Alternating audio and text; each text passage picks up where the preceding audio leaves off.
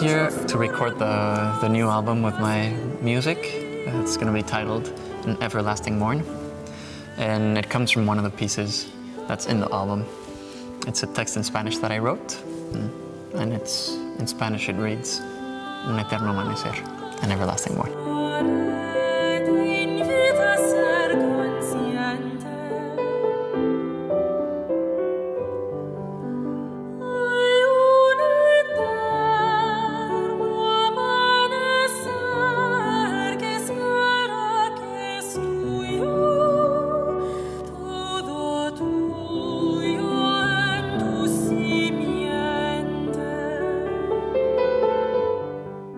We're recording today. We did a session with Chris and with Grace, our wonderful pianist and soprano. And tomorrow we're going to be doing more stuff with Allison, who's going to be playing a sonata and an intermezzo.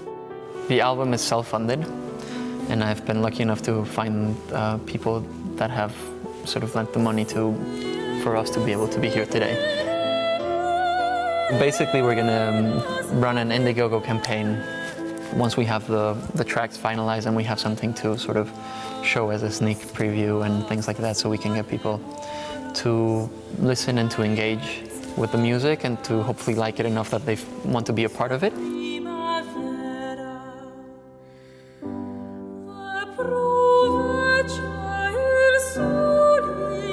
I feel like I'm entering a point in my artistic life where I know I have a lot to learn and a lot to grow towards too, and a lot to grow into, but I feel like I feel comfortable sharing my musical thoughts with everyone at this stage, and hopefully it'll inspire everyone to, in a nutshell, to live a life as a beautiful, harmonious symphony. So that's my invitation in the album, which I hope you all enjoy.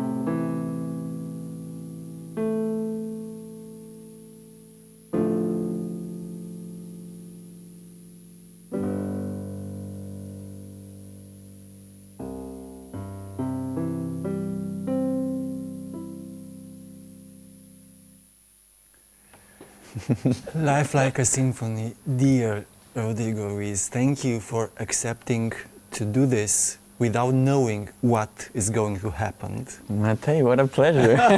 It was a lot of fun. Yes, yes. Neither you or I were expecting this, but it was so beautiful though, and having that relationship to the music, I felt we were speaking and saying so many things together. Many people have the inner need to control the things. So, for example, for this kind of, I don't know, gemsation of music dialogue to happen, it takes a kind of courage and maybe the possibility to accept that as in life the things will look and be in a kind of equilibrium. Yeah. But I was listening to you, your heart, of course, you accepted to play on this clavinova digital it's piano. Wonderful. It's quite a quite different from a classical instrument that we've heard now there in the clip.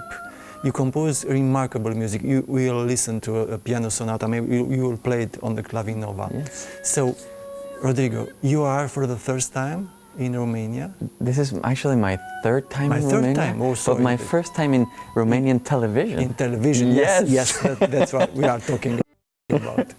Yeah. So you are were born in Mexico. I grew up in Mexico. Yeah.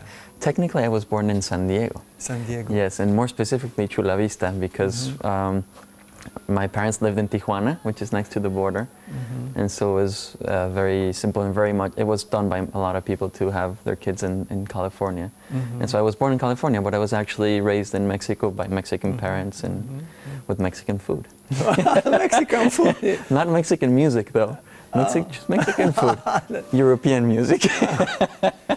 But even though, so you there is a history with the piano. Yes. Tell us, please. Well, it's just very remarkable because, living in Tijuana when I was born was a small, I wouldn't say town, but a really small city. It was slowly not being a town anymore.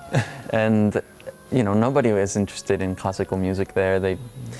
You could count the pianos in the city probably in your hand. And I was very fortunate because my great-grandfather gave my mom a upright piano as a gift when she was 12 years old. And so she took some lessons, and I think the only thing she knew how to play was Bach's.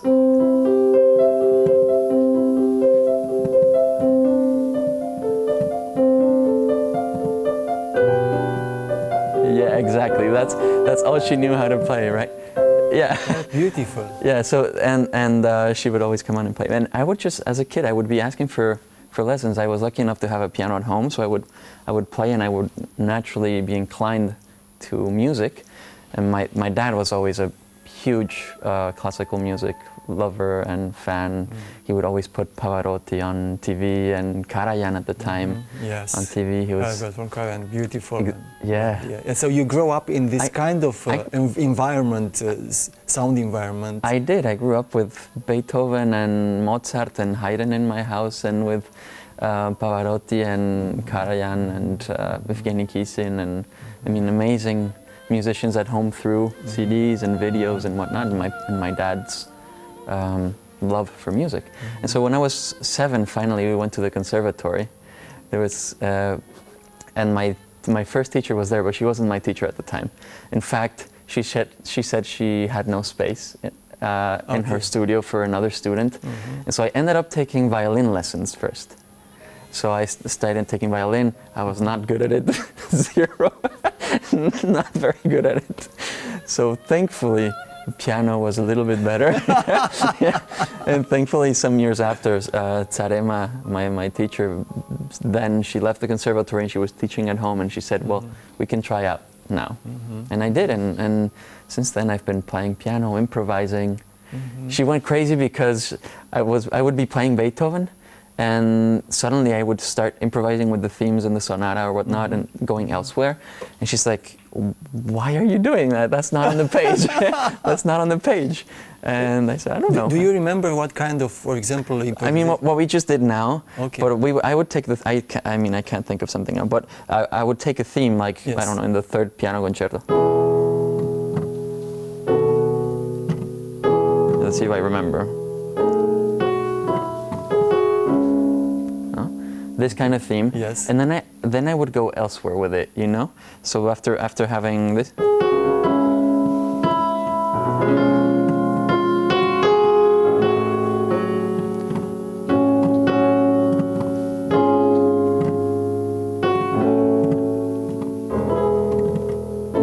I would just be imagining in my, and I didn't know any harmony, I didn't know anything, but I would still just improvise, use these themes and the harmonies, and then take the theme to a new key.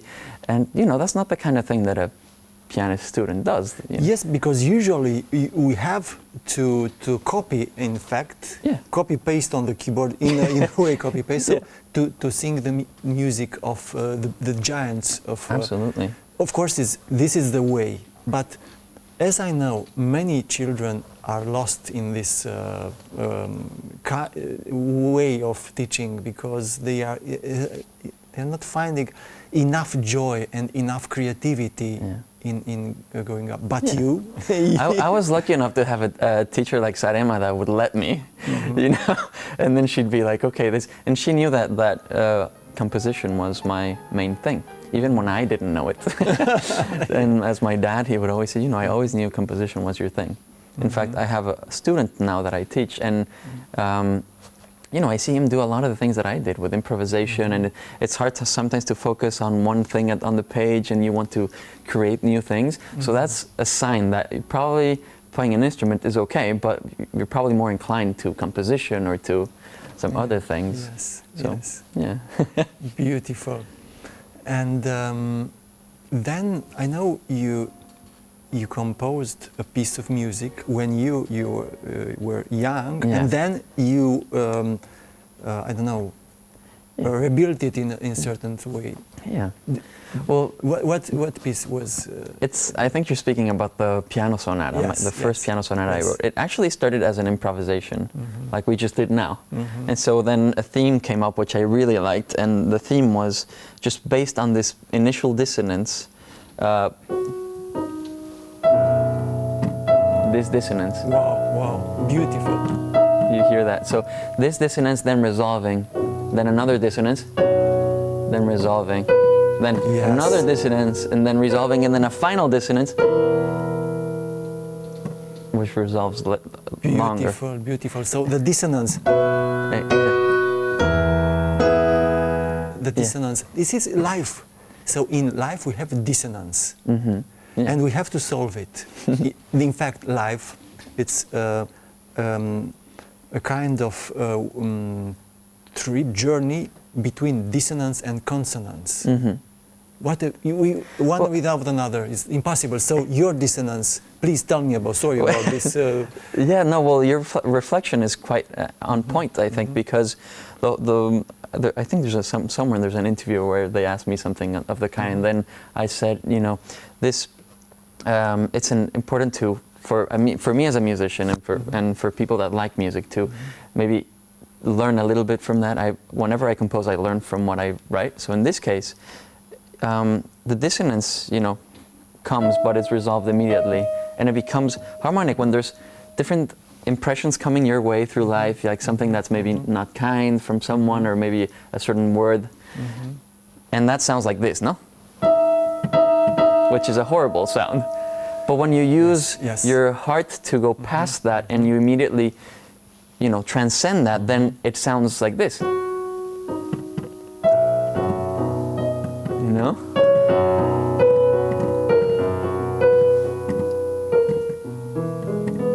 Yes, Rodrigo. So it's dissonance, resolution, tension, release. So again, the dissonance, I was imagining the rush hour, being in a hurry, being late, your boss imagining that is upset, so the dissonance. Wow, what I'm doing, I have to be crazy. And then your capacity to elaborate this dissonance.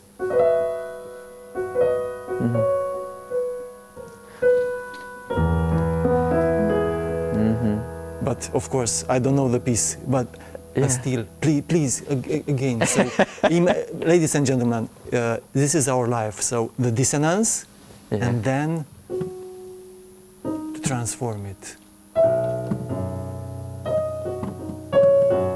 All our lives is like this. This is the point when our life is full of light. Again some darkness, and again light.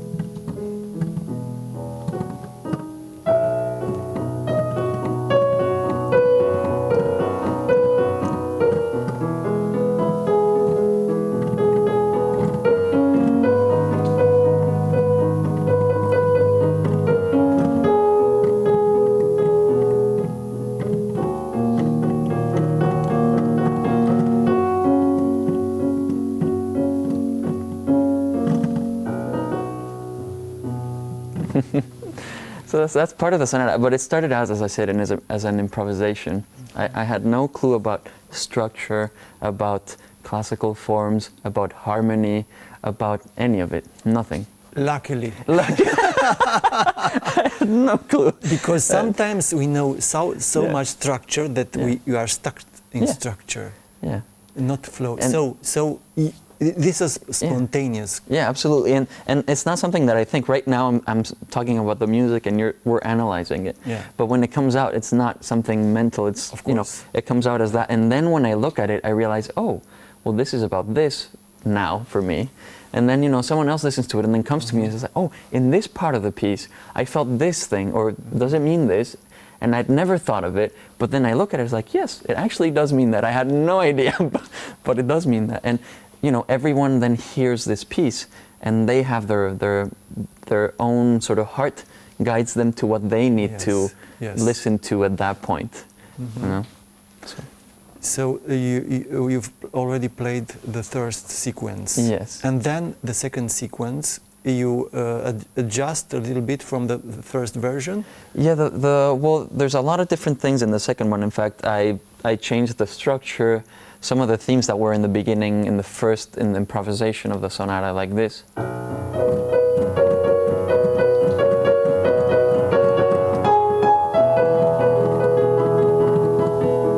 are not there anymore. Are not there. They're not there. Even though they're beautiful. They're beautiful, yeah. They're very beautiful. I don't know. I just took them out. But there's the original version. It's recorded and it's there.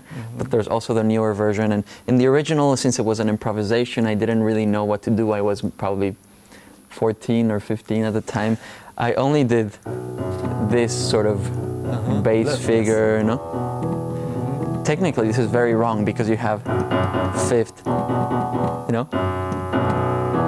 My teacher would probably say no fifth. No fifth, but yeah, and he probably would be right. Why not fifth? Because I also have the chance to interview Robert Coxon, and he said no fifth. And what he done?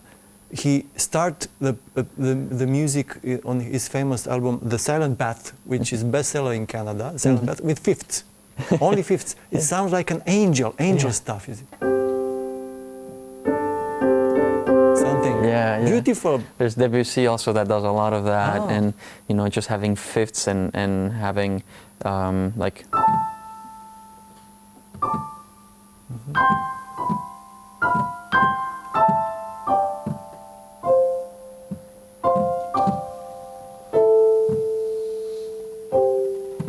So Debussy was technically very wrong. Technically, yeah. In fact, I don't quote me on this, but I think he was actually either, you know, kicked out of the Conservatory, the Paris National Conservatory, and yeah, because you can't write fifths, you can't. But I mean, it depends on what you want to do. And his language is very impressionistic. It's like that. But in any case, then I changed a lot of things because they could be better a lot from a musical sort of analytic perspective, so I did that. And I try to keep still what I had written intact as much as I could. And yeah, people still say, because they've listened to the first version a lot, they're like, I really like the first version, and the second one's really different, and they have a hard time sometimes adjusting to the new stuff. And yeah, they're just different. They're both nice though. Exactly like in life. So a famous Romanian teacher and thinker, which is now the vice president of Romanian Academy, Alexandru Sodu, told one time that all his opera, all his work, in fact, consists on a kind of inspiration that he had when he was very young. And the rest of his life was in a kind of elaboration and structuring what he already have in the first place. Yeah. So yeah, it's very similar. Yeah, I think so. It's, you know, it's a process. Also with improvisation nowadays, I will have a theme. I will have something that's written, and in fact, I just wrote a couple of songs where I had, you know, the theme and the structure was okay, but then some of the way the piano interacted with the voice, or that I needed to change because it wasn't exactly in the best possible way. And you know, you just have a sense as a composer that it's like you're trying to reach into this other reality, you know. And in this other reality, this piece is already written and it exists, you know, like a thing. And if you were perfect, you would be able to, you know, grab it, see it, boom, and that's it. But for me, at least, it's like going blind, like there, and I'm sort of, finding my way with sensations and feelings, and I improvise, and then I'm like, okay, this theme, it works.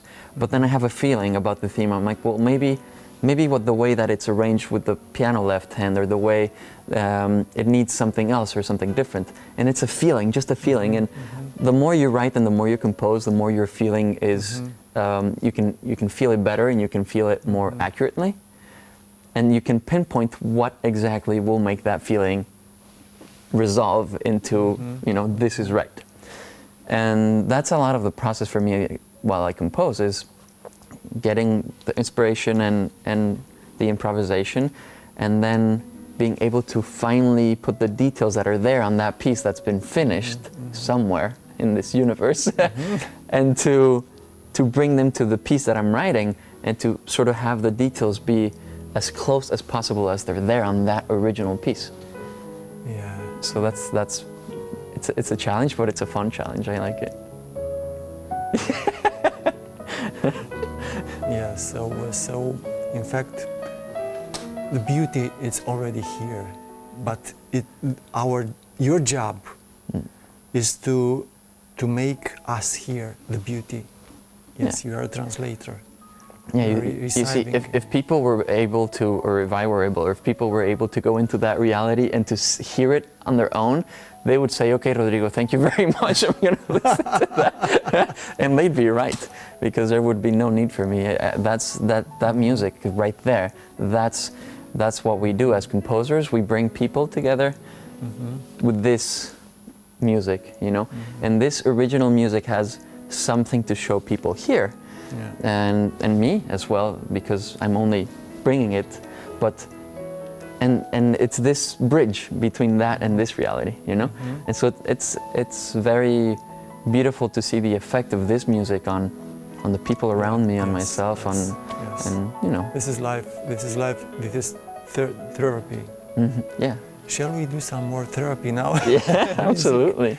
I'm all for it. Yeah. What do you have in mind? I don't know, we could improvise a little bit more, or we could, I have some of the pieces that I wrote actually with me. They're somewhere here in the studio. And I could show a little bit of that. About being here in the studio, yes. We have here, I think, something very precious, and will be a surprise for who? It's a big surprise. Well, it's Irina Georgescu, who's an incredible soprano. You've probably all heard of her. Yeah. And she's great, and I'm meeting her. So I'm very excited and very happy. And since I knew that I was going to meet her here, I got this idea. I went and, more or less, because I don't know her personally, so I had to look online and see what her voice type was and her repertoire. And she doesn't know this, but I chose some German texts because I just love Goethe, and I saw that she did some Italian and German repertoire, so I said, okay, I'll just choose German. And I wrote a couple of songs for her that she does not know about. But she will know very soon. Yeah, she will. So they're very nice texts. They're very beautiful texts by Goethe. And they're about, the first one is about longing, and a longing to create something better in yourself, to express virtues, right? And then also in the poem he uses the metaphor of a butterfly, and how that butterfly tries to reach the light, so that's our urge to go to higher, to the spirit. Yes. And then as you reach higher, you're burned.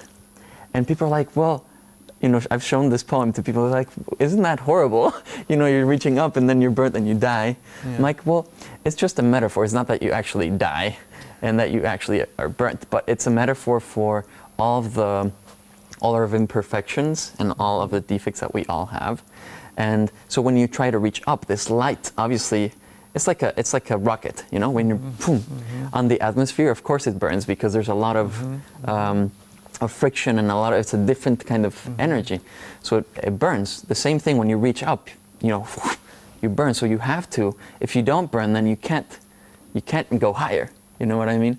So the body of the butterfly drops, but the essence reaches higher. you know? So yeah, it's a metaphor of Transformation, absolutely. With the element fire. With fire, which is incredible, because fire is a very important element in every single culture, in our lives too. You know, and so this transformation is essential to the first poem. In fact, at the very end of the poem, it says, "If you don't have this die and be, or die and become, then you're only a guest on this earth." So he's saying his own vision of why we're here on earth is for us to be born into something higher and better and more beautiful and pure and sweeter, and to die, you know, to those things that are not that. So he's saying this is our goal in life, and if you don't do that, you're really just passing through here, you know. And that's what Goethe is saying. And then the second song speaks about hope, and it speaks about a goddess, and describes through the whole poem in a very beautiful way this goddess. And it says, you know, it's like she's this consort, this wife to mankind, and will never abandon you. And there's this whole beautiful description. And at the end, it says, you know, this comforter, hope. So at the end, you realize he's talking about hope. And there's this beautiful part that I'm going to play that speaks about. It's like a kind of a thank you prayer to the spirit for giving us this goddess of hope. And it's after the first section.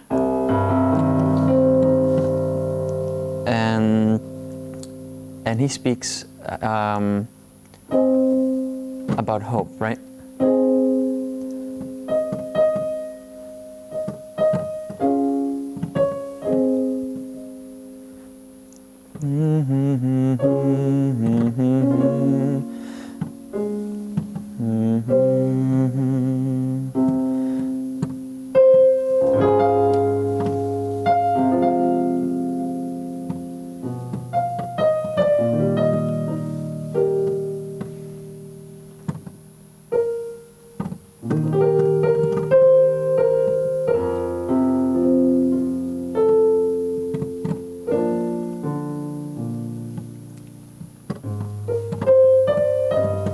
It goes,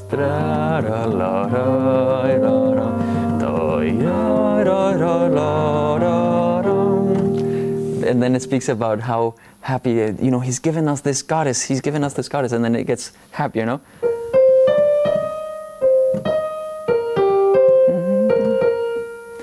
And that's where it goes.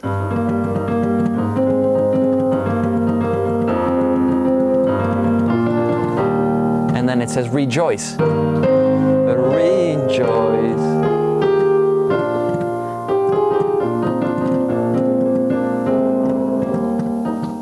I'm trying to remember.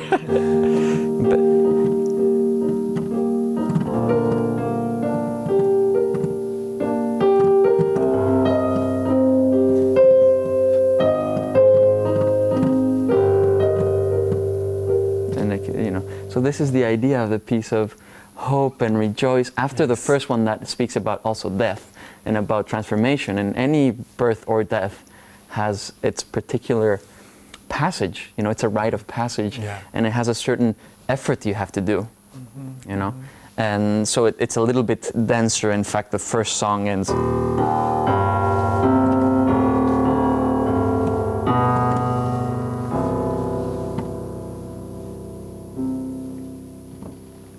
That's how it ends, and then.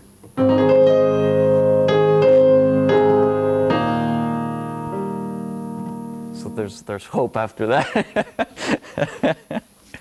Anyways, that's a little bit of the theme that I'm going through right now in my life, and with the album as well. At the beginning of the show. Beautiful. It's in fact the title that you choose for this special program. It's about light, in fact, about coming, darkness and light, and the light is, as Juan Ruiz Naupari said, the element of human is light. Exactly. Yeah, he did say that. The element of the human is light, much as water is to fish and air is to birds, and so for us it's light. And so it's good to remember that, because it definitely has a change and a power to transform us. And that's what I would like my music to be able to do, to remind people and about this this light element in us, and about hope, and about all the beautiful things that there are, and how we can transcend dissonance. You know, we can transcend dissonance. Yes. And then I was speaking to a friend of mine. In fact, he's the recording engineer for the album for An Everlasting Dawn, Alex Barnes. He's a great guy, and he was asking me about one of the songs, and I said, well, you know, it is a sad song in the middle of a happy album. And he's asking, like, why is that in there? And I said, well, you know, it's like, right now, we were in London, and so I said, well, it's like here in London, where right now it's rainy, but precisely because it's rainy, it's much greener outside. Yes. And you see all the plants and the beautiful fields, and, you know, nature has a way to transform rain into growth and into beauty and into fragrances and perfumes and smells and beautiful things. And we also have a way to do that. We just have to know how to do that. If we avoid rain and thunders in our life, this means we'll never have a green field inside. Yeah. So, in fact, your speech, your body, your mind, you, Rodrigo, are a whole. You are looking to the life as a whole.